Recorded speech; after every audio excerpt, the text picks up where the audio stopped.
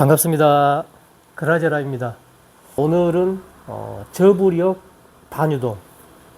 반유동으로 또 채비를 한두 개를 약간씩 바꿔서 조금은 더 편하고 입질 잘 받을 수 있는 그런 것으로 하고, 그런 채비법 또 그런 소품 활용, 거기에 대해서 또 잠깐 더 말씀드리겠습니다.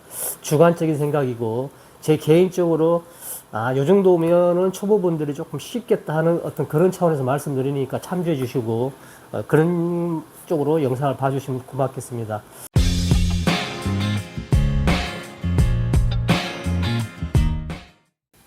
자, 영상 속에 보듯이, 자, 오늘, 우리 초보 조사님들에게 소개할 그런 채비법입니다. 이 간략한 이 채비, 그 다음에 조금 달라진 소품이 보일 겁니다. 자, 거기에 대해서 설명을 하면서 또 안내를 하겠습니다. 자, 맨선 몇압은 이렇게 항상 보색으로 두 개 정도로 하는 게 좋고, 그 다음에 반달구슬. 자, 이 반달구슬은 첫 번째 면사 매듭의 회전수를 조금 더, 이게 만약에 한 5회, 6회 했으면 한 8회 정도나 하면 이 반달구슬이 굳이 필요가 없습니다, 오늘은. 자, 왜 그러냐면, 자, 오늘 이렇게 새롭게 보이는 자, 형광구슬. 자, 이걸 우리가 반달구슬 대신 쓰기도 합니다. 막대치도 그렇고, 구멍치도 그렇고. 오늘 선보이는 이 형광구슬은 몇 년일인 게 생각도 안 나네요. 제 예전에 초창기 블로그 때도 설명을 한번 했었고요. 또 영상으로 보니까 우리 그 킥스 코리아의 이성규 대표가 한번 또 수심 측정할 때 얘를 또 한번 설명을 한 영상이 있더라고요. 그래서 아마 아시는 분도 많고 전혀 모르는 분도 있을 겁니다. 그래서 그분들, 전혀 모르는 분들 위해서 오늘은 이거를 하나 넣었습니다. 그리고 이제 아침에 출조를 하실 때 역광이 거의 대다수일 겁니다. 포인트 위치상. 그러다 보면은 구멍찌의 어떤 한계점, 신성이 없죠. 안 보입니다. 아무것도. 자, 그랬을 때 막대치 찌톱 역할도 합니다. 이게. 제가 좀 더 다시 한번 설명드리고, 그래서 한 5개 정도를 넣습니다. 그 다음에 찌는 만약에 빗찌, 이게 지금 빗찌라고 가정을 하고, 이렇게 초록색 있을 때 위에는 이렇게 빨간색으로 이해를 하시겠죠. 빨간색이면 우리 형광색 똑같이 이렇게 반대 개념으로 가면 됩니다. 자, 그 다음에 자, 멀티 수중찌, 여기 보면 불이 침강 속도가 약간 있는 거죠. G2, G3, 뭐 B 쭉 있습니다. 그래서 이거는 부력에 맞게 B찌와 B찌니까 이거는 가장 작은 거 G3 정도로 오늘 물려놨습니다. 영상으로 보기 좋게.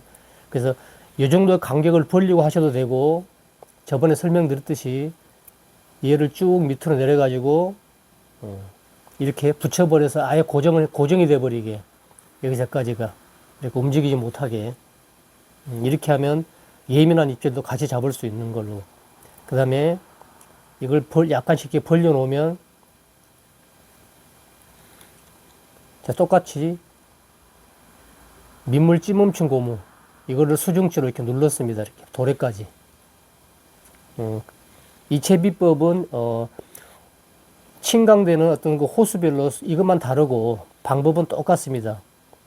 이거는 그래서 금방 이해하실 것 같고요. 자, 오늘의 키포인트는 구멍찌에서부터 아래쪽으로는 저번 시간에 우리 고부력 반유동을 하면서 이 채비비를 변경시켰을 때 어떤 이득점을 설명을 충분히 드렸습니다. 자, 오늘은 이제 찌 위쪽으로 이 부분만 설명을 좀 자세히 드리면 되겠죠. 자, 찌 위에 5개가 잘 보입니다. 자, 우리가 캐스팅해서 10m, 20m 했는데 그게 역광으로 찌가 잘 안 보입니다. 자, 그럴 때는 얘가 선으로 막대치처럼 이 한 톱이 선명하게 잘 보입니다. 즉, 제대로 수심이 잘 맞춰가지고 바늘이 바닥을 닿지 않고 잘 가게 되면 이 찌톱이 5개가 그대로 형상이 유지가 되고, 바닥에 닿아버리면 얘가 상쇄돼 버리겠죠. 팽팽해진 게. 그럼 이렇게 쓰러집니다. 이렇게. 이 5개의 찌톱이, 형광구슬이 이렇게 쓰러집니다. 이렇게. 그러면 둘 중 하나를 하겠죠. 입질이었거나 예신이거나 아니면 내 미끼가 바닥을 끓고 있거나, 그 중에 둘 중에 하나입니다.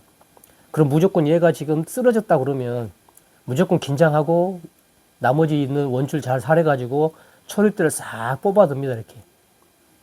입질이면 100% 여기서부터 우당탕탕 가져갑니다. 이게. 입질이 없다 그러면 살짝 들어서 다시 흘려주고 또 가다가 이게 팩도 팩 쓰러지면 입질이거나 바닥이 닿거나. 자, 그렇게 해서 초보분들은 힘들 경우에 막대치를 자꾸 의존하시는데 그 다음에 역광일 때 그럴 때 막대치 역할도 대신하고 역광에서도 얘가 시인성을 좋게 하고 그 다음에 바닥에 뭔가 닿았을 때 얘가 어떤 신호를 보내는 그러한 소품으로서 활용도가 굉장히 큽니다.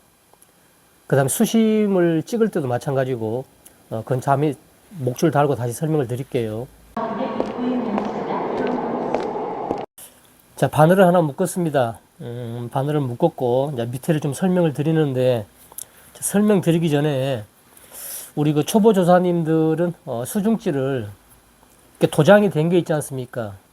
이게 도장이 돼서 각 호수별로 이렇게 적혀 있습니다. 그 다음에 여러 가지 수중찌가 많죠. 뭐 저가부터 고가까지 많은데 자, 이렇게 도장이 된 거를 굳이 쓰려고 애쓰지 마시고요. 똑같습니다. 요즘에 이게 지금 그 사출로 된 건데 찌도 도장이 된 게 있고 사출로 된 것도 있고 그렇습니다. 그래서 사출찌, 그 다음에 수중찌 이런 것들도 굉장히 이런 도장된 것보다 못지않게 부력이라든지 굉장히 좋게 잘 나옵니다. 제품 선택하실 때 이런 거 사서 괜히 몇 번 챔질 잘못하거나 그러면 도장이 다 깨져가지고 굉장히 보기가 사납습니다. 그래서 이미 좀 숙달되실 때 이런 걸 하시고 이제 같은 제품인데 이렇게 모양이 호수별로 다 뭐 B부터 여러 가지가 나옵니다. 또 하나 좋은 점은 사출찌는 깨지지가 않습니다. 이게. 그 다음에 양 밑에 홀 쪽에 이렇게 고무 제품이 돼 있어 가지고 완충 고무 역할을 또 해줍니다.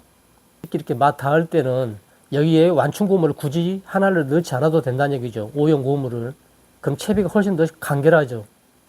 수중찌 같은 경우에는 그 다음에 꼭 이렇게 양쪽으로 잘 돼 있는 제품 찾아보면 굉장히 많습니다. 인터넷에. 이런 사출 수중찌를 쓰시는 게 조금 더 경제적이다 그런 얘기고요.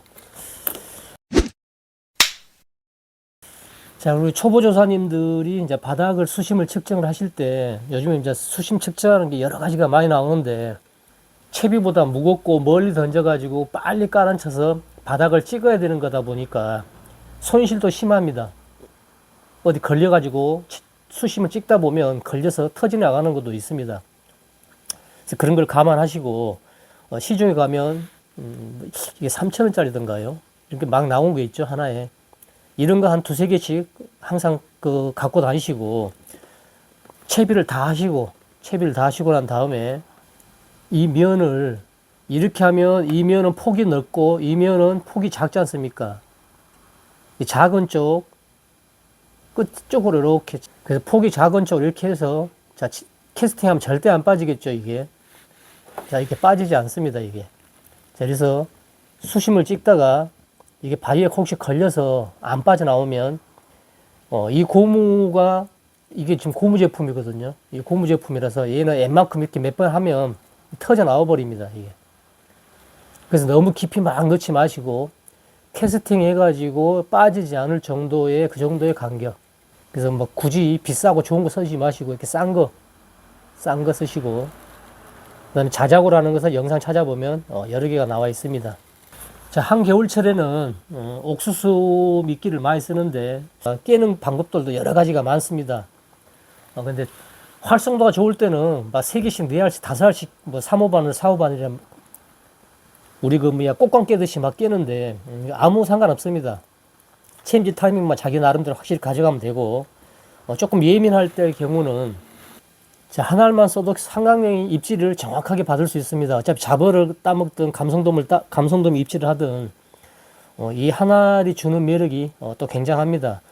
그 다음에 예민할 때는 여러 알 끼는 것보다 딱 바늘에 하나 그것도 굉장히 상당히 매력이 있습니다. 제일 기퉁에 보면 각이 진 코너 쪽에 지그시 밀어서 일자로 쭉 밀어 넣습니다. 이렇게. 밀어 넣어서 이렇게 돌리죠. 자, 보통 우리가 입질이 예민하고 한겨울에는 바늘을 굳이 막 큰 걸로 쓰려고 애쓰지 않아도 됩니다. 그건 차후에 이제 바늘 선택한 거 다시 설명을 드리고, 이렇게 옥수수를 바늘에 하나를 예쁘게 끼워서 바늘 귀까지 싹 넣어서, 여러 알보다 하나를 깔끔하게 입질 받는 게 훨씬 좋을 때도 있습니다. 이것도 참고해 주시고요. 겨울에는 결국은 두 종류의 스타일의 그 갯바위에 하선을 합니다. 하나는 수심이 깊고, 하나는 수심이 얕고, 하나는 조류가 잘 가는 쪽이고, 하나는 조류가 완만한 여밭일 거고. 자, 그래서 저번 시간에 얘기한 고부력 채비 반유동, 오늘 이 시간에 설명드린 저부력 반유동, 이 두 가지 채비법만 나름대로 이해를 하고 계시면 어느 한 포인트에 내더라도 어떤 지역에 따라 수심에 따라서 고부력을 줄지 고부력 반유동을 할지 저부력 반유동을 할지 또 조류 세기에 따라서 또 바꿀 수도 있는 거고. 그래서 이 두 가지 정도만 나름대로 딱 어떤 패턴만 잡아 놓으시면 나름대로의 활용도는 훨씬 클 거라고 봅니다.